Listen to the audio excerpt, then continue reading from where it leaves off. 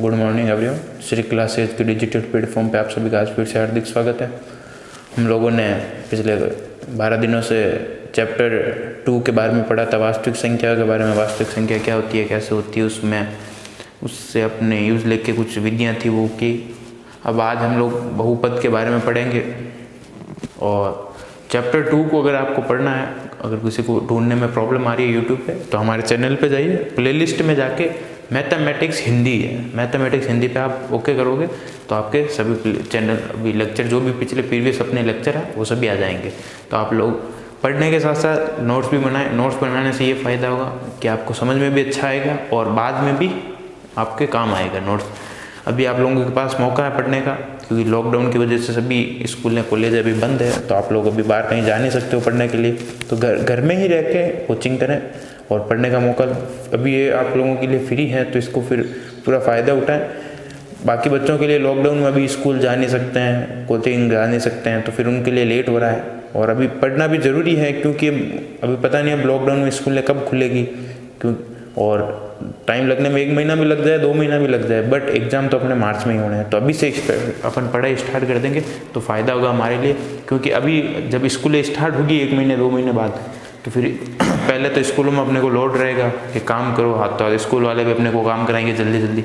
1-2 महीना ये चला जाएगा, 1-2 महीना काम में चला जाएगा, फिर अपने पास रह के महीने बचेंगे कितने 3-4, उनमें अब फिर अपने को पूरी 10th पढ़नी पड़ेगी, तो ज़्यादा लोड आ जाएगा। इससे अपन पूरा कोर्स भी कंप्लीट नहीं कर पाएंगे। तो इससे अच्छा अभी से पढ़ाई स्टार्ट कर लेंगे, तो फिर अपन लास्ट तक आराम से पढ़ेंगे और पूरे तरीके से पढ़ेंगे, जिससे अपने को क्या है बोर्ड में पेपर भी अच्छा हो। आज हम लोग चैप्टर 3 बहुपद के बारे में पढ़ेंगे। बहुपद में क्या होता है, कैसे होते हैं, अपन पढ़ेंगे। बहुपद में सबसे पहले है अपने पास बीजीय व्यंजक।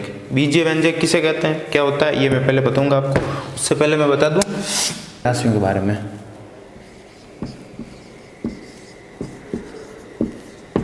ये 2 टाइप की होती है, चर राशि और अचर।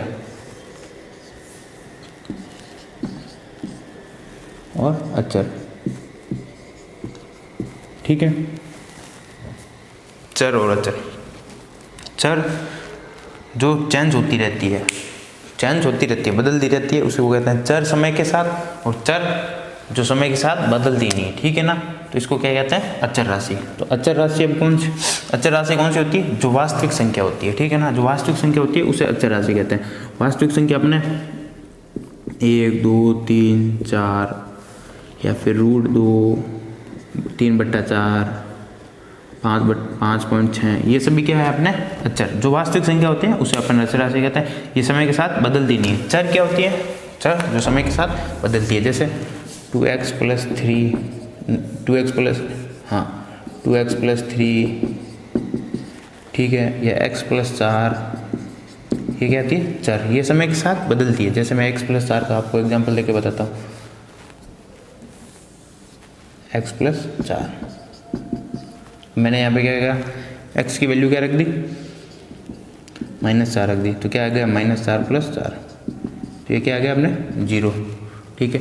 या फिर मैं क्या रखता हूँ यहाँ पे, नहीं 0 नहीं, x की वैल्यू यहाँ पे क्या रखता हूँ मैं, x की वैल्यू 1 रखता हूँ, तो क्या आ जाएगा y = 2 रखते हैं, y = x + 1, तो मैंने यहाँ पे क्या रख दी, x की वैल्यू 2 रख दी, 2 रखी, तो क्या आ गया y = 3, ठीक है। या ये आ गया, x की वैल्यू 2 रखेंगे तो 2 + 1 3 आ गया, y की वैल्यू 3 आ गई। या x की वैल्यू मैं रख देता हूँ 3, तो क्या आएगा अपने सामने, y = 3 + 1 4, ठीक है। समझ में आया आप लोगों को। अगर मैंने y की वैल्यू x की वैल्यू क्या रख दी, 2 रख दी, तो y की वैल्यू आ गई 3। अगर मैंने x की वैल्यू 3 रख दी तो y की वैल्यू आ गई 4। तो इसमें क्या है, चर राशि में ये चेंज होती रहती है, तो बदलती रहती है, उसको क्या कहते हैं चर। और जो एक समान रहती है, समय के साथ बदलती नहीं है, उसको क्या कहते हैं अचर, ठीक है। राशि अपने को समझ में आ गई, ठीक है ना। अब क्या कह रहा है ये, बीजीय व्यंजक किसे कहते हैं, चर व अचर राशियों में, ठीक है ना। चर व अचर राशियों में अपने को जो गणितीय समीकरण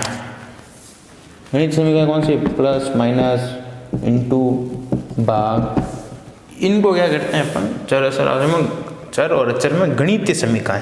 चर कौन कौन सी होती है, x, y, z, चर या चर या अचर अचर, या अचर में गणितीय समीकरण द्वारा संयोजन को क्या कहते हैं अपन? बीजीय व्यंजक कहते हैं, ठीक है ना।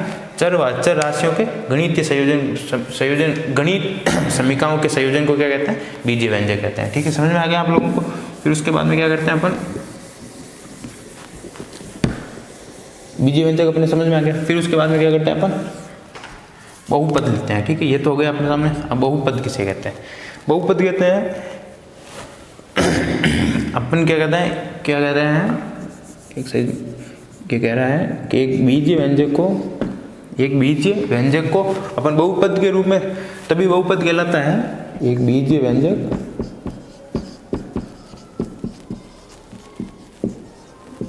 बहुपद कहलाता है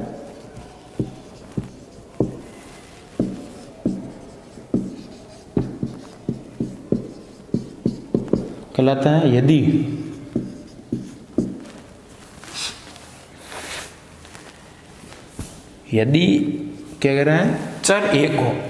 यदि क्या कह रहा है? चर एक ही हो। पहला कह रहा है चर एक ही हो। चर एक ही हो मतलब या तो x है तो x है तो x square plus x plus 1 0, या y है तो y square plus y plus 1 plus 0। x है तो x, y है तो y, z है तो z। चर एक ही होना चाहिए। जिस इसमें इस पूरे समीकरण में चर x एक ही है तो चर एक ही होना चाहिए। सेकंड क्या कह रहा है अपने को? सेकंड कह रहा है इसमें चर का घात पूर्णांक संख्या हो। चर का घात पूर्णांक संख्या हो, ठीक है। पूर्णांक संख्या कौन सी होती है? मैंने वास्तविक संख्या के इंट्रोडक्शन में बताया था। पूर्णांक संख्या वो होती है 0 से शुरू होती है, 1 2 3 4 से अनंत तक चलती है। उसको क्या कहते हैं? पूर्णांक संख्या, ठीक है। नहीं, पूर्णांक पूर्ण संख्या होती है, ठीक है ना। पूर्ण संख्या, चर के घात में क्या हो? पूर्ण संख्या हो, ठीक है ना। समझ में आ गई आपको? ये तो अगर ये चर एक ही हो और चर के घात में पूर्ण संख्या हो तभी उसको क्या कहते हैं? बहुपद कहते हैं, ठीक है। बहुपद समझ में आ गया। फिर उसके बाद में अपन क्या करते हैं? सेकंड है अपने बहुपद के प्रकार। अब बहुपद के प्रकार कौन कौन से होते हैं वो मैं बताता हूँ आपको।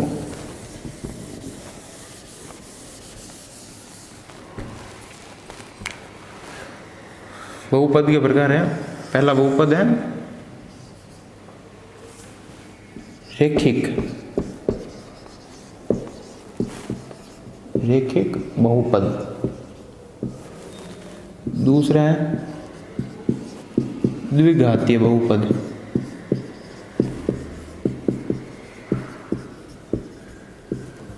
और तीसरा है त्रिघातीय। वैसे तो बहुपद के बहुत सारे टाइप है, पर अपने को इन तीन के बारे में बताना है। तीन में अपने बुक में इन तीन के बारे में इस चैप्टर में बताया गया है, ठीक है। अपन इन तीनों को भी पढ़ेंगे। रेखिक बहुपद कौन कौन से होते हैं? रेखिक बहुपद होते हैं जैसे x प्लस 1, ठीक है ना, या y plus 3, z plus 7, z है ये, ठीक है ना। ये होते हैं रेखिक बहुपद जिनकी घात कितनी हो? एक ही हो। चर, ठीक है ना, चर के ऊपर घात कितनी हो? एक ही हो, ठीक है। द्विघातीय x square plus x plus 1 is equal to 0। Maximum घात कितनी हो? 2, ठीक है ना। मैक्सिमम घात कितनी होगी? 2। और त्रिघातीय में x cube plus x square plus x plus 1 is equal to 0। Maximum घात कितनी होगी? 3। इसको क्या कहते हैं अपन? त्रिघातीय बहुपद। बहुपद की टाइप आपको पता चल गया। पहले में क्या होती है? जिसकी घात चर की घात कितनी होती है? 1। द्विघातीय में मैक्सिमम घात कितनी हो? 2। और त्रिघातीय में मैक्सिमम घात कितनी हो? 3। ये क्या होते हैं? बहुपद के प्रकार, ठीक है। ये हो गया। अब अगला क्या करेंगे? बताएंगे अपन बहुपद के शून्यांक के बारे में, ठीक है। बहुपद का शून्यांक क्या होता है? बहुपद के शून्यांक के बारे में जैसे मैंने लिख दिया यहाँ पे,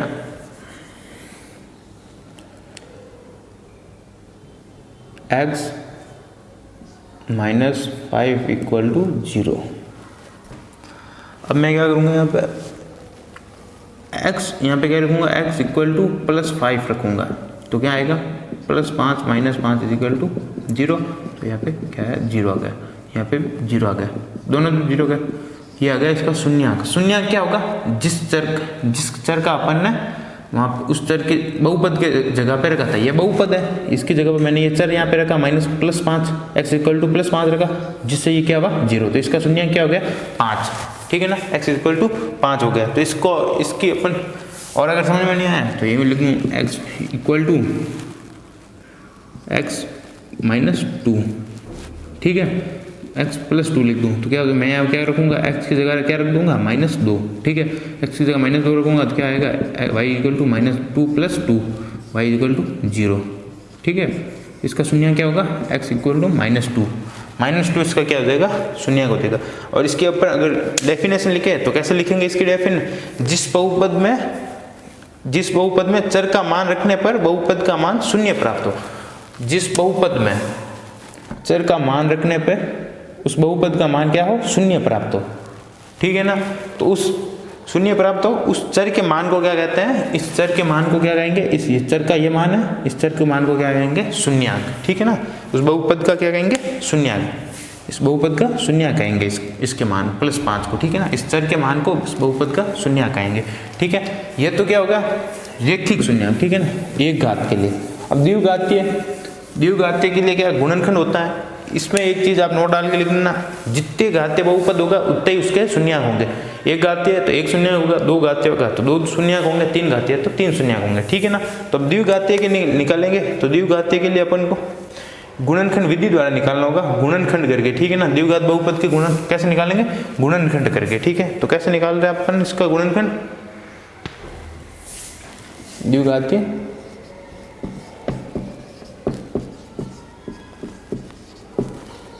शून्यक गुणनखंड द्वारा, ठीक है।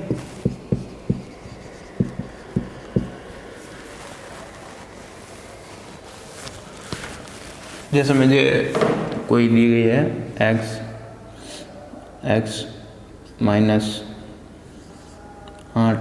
x² - 8x प्लस मुझे दे दिया 8 नहीं, यहाँ पे लिख लो आप 4x लिख दो, ठीक है, और यहाँ पे मुझे दे दिया 8, ठीक है, और यहाँ पे भी हाँ। तो अब इसका मैं क्या कैसे निकालूंगा, तो सबसे पहले तो क्या करूँगा, पहले पद व दूसरे पद, ठीक है ना, इन दोनों को क्या करूँगा इंटू करूँगा। तो पहले पद का इंटू किया तो क्या आया 8x², ठीक है ना, पहले और दूसरे का इंटू किया तो क्या आया x² × 8, तीसरे पद का क्या आया तो क्या आया 8x²। मुझे वो दो संख्या निकालनी है, ठीक है ना। वो दो संख्या कैसे निकालूंगा, पहले तो मैं तीसरे पद का क्या कर दूंगा, पहले तो गुणनखंड कर दूंगा, ठीक है। गुणनखंड करूंगा तो 8 का गुणनखंड क्या 2, फिर वापस 4, फिर 2, फिर 2, 2 से 1 है तो 2 × 2 × 2 3 आ गया। 8 का 2 नहीं करके मैं कर देता हूँ डायरेक्ट 4 से करता हूँ 2 आएगा तो 4 × 2, ठीक है। 8 का गुणनखंड करूंगा तो मुझे ऐसी दो संख्या लेनी है जिनका इंटू करने पे पहला पद और तीसरा पद आए, और प्लस करने पे क्या आए, प्लस या माइनस करने पे क्या आए मुझे, ये अपने क्या कहते हैं बीच वाला दूसरा पद आए, ठीक है। तो मेरे पास क्या है 4, 6, 8, 4 और 2, ठीक है ना। तो मैं कैसे करूंगा इसका आगे, और प्लस करने पे क्या है मेरे पास 4x, ठीक है ना। तो उन दो संख्याओं को लूंगा, दो संख्या कौन कौन सी लूंगा मैं,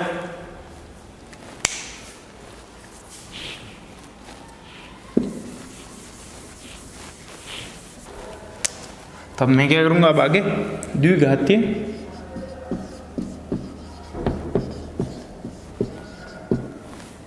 बहुपद के शून्यक निकालेंगे, ठीक है। द्विघातीय शून्यक गुणनखंड से, ठीक है ना।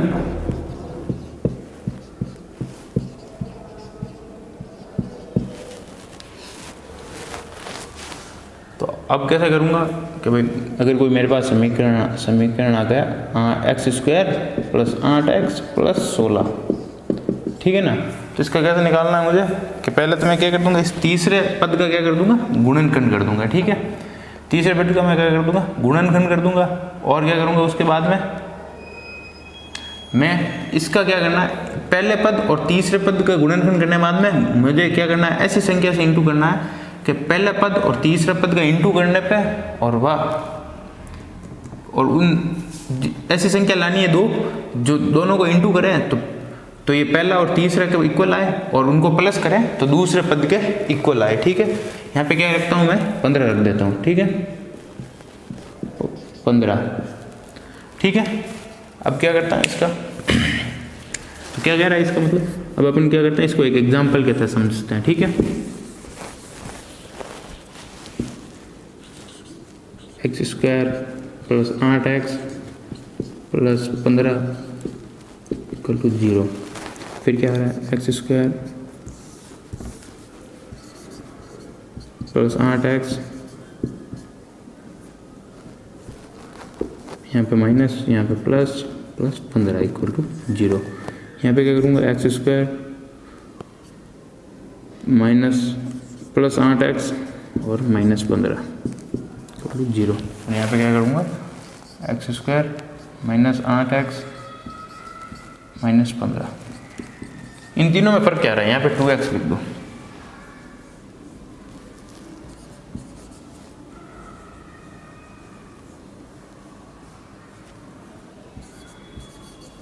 इन तीनों में माइनस प्लस का फर्क क्या आ रहा है कि इसमें दोनों प्लस है, इसमें यहाँ पे माइनस है, इसमें यहाँ पे माइनस और इसमें दोनों में माइनस है। ठीक है ना, तो इसके गुणनखंड कैसे निकालना है मुझे, ऐसी 15 का मैं गुणनखंड निकालूंगा। 15 का मैंने गुणनखंड निकाला तो 15 5, फिर क्या है 3 बार, पहले 3 का करूँगा तो कितना आएगा 5 और 5 का इक्वल, तो क्या आया 3 इंटू 5, 3 और 5 इसके गुणनखंड आ गए। ठीक है, 3 और 5 ये इसके गुणनखंड आ गए। तब क्या करना चाहिए, अगर इन दोनों को इंटू करूँ तो पहला पद इंटू दूसरा पद तीसरा पद आना चाहिए, और अगर इन दोनों को प्लस करूँ या माइनस करूँ तो मेरे कौन सा आना चाहिए, दूसरा पद आना चाहिए। ठीक है, तो और इनके साइन कैसे लगाऊंगा, इन साइन के हिसाब से। तो अब इनको मैं समझता हूँ, आपको समझाता हूँ कैसे होगा ये। ठीक है, अगर यहाँ पे प्लस हो दूसरे और तीसरे पद के बीच में प्लस हो तो वहाँ पे क्या होगा, जोड़ना। किसको जोड़ना है वो भी मैं बताऊंगा आपको। ठीक है, ये 15 और दूसरे और तीसरे पद के बीच में अगर क्या है, माइनस आए तो क्या होगा, घटाना। यहाँ पे दूसरे और तीसरे बीच आए, यहाँ पे क्या आ रहा है, घटाना। घटाना किसको, इन दोनों को। ठीक है, और अगर प्लस आ रहा है तो इनको जोड़ना है। ठीक है, और फिर उसके बाद में क्या करना है, इस साइन से क्या करेंगे अपन, इनके साइन लगाएंगे। अगर यहाँ पे पहले और दूसरे में प्लस आ रहा है तो दोनों को क्या करना है, दोनों में प्लस लगाना है। दोनों साइन में क्या, दोनों के आगे प्लस लगाना है। प्लस ही 3 और प्लस ही 5 तो कितने होंगे, प्लस 8। यहाँ पे मुझे क्या रख दूंगा, 8। तो इसके क्या आ गए मेरे पास, शून्यक। गुणनखंड करने पे x इक्वल टू 3 और x इक्वल टू 5, दोनों प्लस करें। और इसका क्या होगा, ये है तो जोड़ना तो है, बट इनके आगे क्या आएगा, माइनस। जोड़ना तो है बट इनके आगे क्या आएगा, माइनस। तो दोनों के आगे माइनस लगाऊंगा तो ये दोनों जुड़ जाएंगे। तो माइनस का 3 और माइनस का 5 में यह क्या हो गया, माइनस का 8। ठीक है, तो क्या है यहाँ पे क्या आएगा, x इक्वल टू -3 और यहाँ पे x इक्वल टू -5। समझ में आ गया। फिर उसके बाद में क्या करना है, यहाँ पे घटाना है, बट इनके साइन कैसे लगाएंगे। अगर पहला और दूसरा पद के बीच में प्लस आ रहा है तो बड़ी संख्या के आगे क्या लग जाएगा, प्लस, और छोटे के आगे क्या लग जाएगा, माइनस। तो क्या हो गया, देखो बड़ी क्या है 5 और छोटी क्या है 3, तो क्या आ गया 5 - 3 2।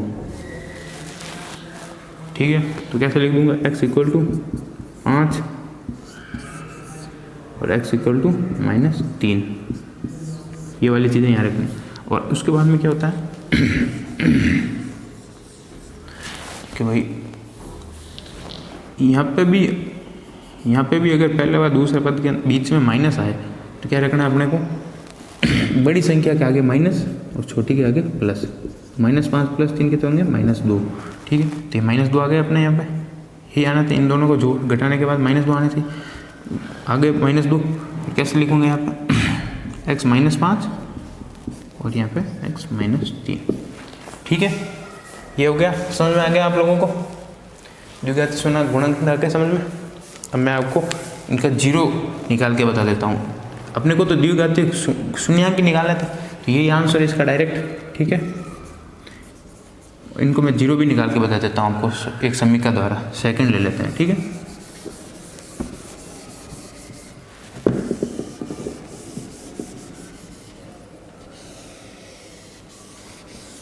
सेकंड लेते हैं, इसको मैं ऊपर लिख देता हूँ, x square minus 8x plus 15।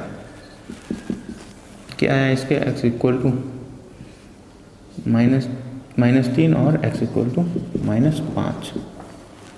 ठीक है, ये आया तो क्या करूँगा यहाँ पे x की वैल्यू माइनस 3 रखूँगा इसमें, इस पूरी में, तो square minus 8 plus 15 equal to 0।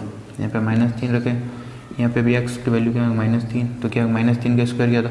किसी भी संख्या का स्क्वायर होता है, अगर वो संख्या किसी भी संख्या माइनस की संख्या है तो उसका स्क्वायर भी क्या हो जाएगा, प्लस में हो जाएगा। और माइनस 3 का स्क्वायर क्या हो जाएगा, 3 का स्क्वायर 9 होता है और माइनस 3 का स्क्वायर भी 9 ही होगा। ठीक है, और उसके बाद में माइनस 8 और माइनस 3 है, 8 क्या 24, माइनस का 24 प्लस 15। ठीक है, 15 प्लस 9 24 और यहाँ पे माइनस 24, तो 24 माइनस 24 0, ये 0 आ गया, ये शून्य आगे निकल गया। फिर क्या है, एक्स की वैल्यू माइनस 5 रख के देखते हैं, स्क्वायर माइनस 8 प्लस 15 0। ये यहाँ पे एक्स के यहाँ रख दूँगा माइनस 5 और यहाँ पे भी माइनस 5 का स्क्वायर 25 माइनस 8 पंजे 40, माइनस के 40 प्लस 15, 25 और 15 कितने होते हैं अपने 40, 40 माइनस 40 ये 0, 40 माइनस 40 ये 0, ये 0, शून्यक निकल गया अपने, 0 आ गया दोनों में, ये इसके शून्यक थे। ठीक है ना, अपने को तो डायरेक्ट शून्यक ही निकालने का पूछा था। ठीक है, तो अपने बहुपद के शून्यक भी निकाल दिए। अब पीछे बताया शून्यक तथा गुणांकों में संबंध, ये अपन लोग क्या करेंगे, कल करेंगे। इसके ऊपर आधारित अपना एक्सरसाइज 3.1 भी कल स्टार्ट करेंगे। आज अपन यहीं तक करेंगे। ठीक है, धन्यवाद।